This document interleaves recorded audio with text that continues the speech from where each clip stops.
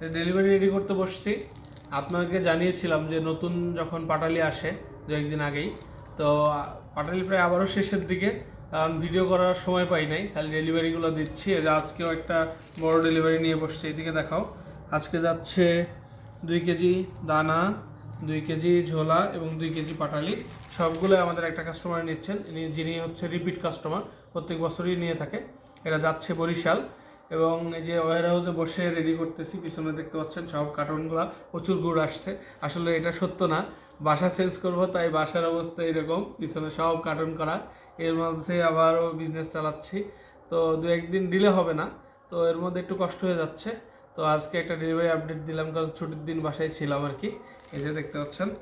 তো সবাই বেশি বেশি করে গুড় অর্ডার করেন, আর আস্তে আস্তে তো সিজন শেষের দিকে যাচ্ছে, তো ওই তাড়াতাড়ি গুড়গুলো নিয়ে নেন। শুরুর দিকের গুড়গুলো খুব ভালো মানের হয়, ঘ্রাণটা ভালো থাকে, এবং আমরা সবসময়ই জিরান কাঠের গুড়টাই দিয়ে থাকি।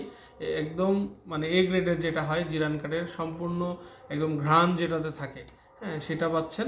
তো তাড়াতাড়ি করে অর্ডার করেন, স্টক এখনও আছে। তো সবাই ভালো থাকবেন, সুস্থ থাকবেন, ধন্যবাদ।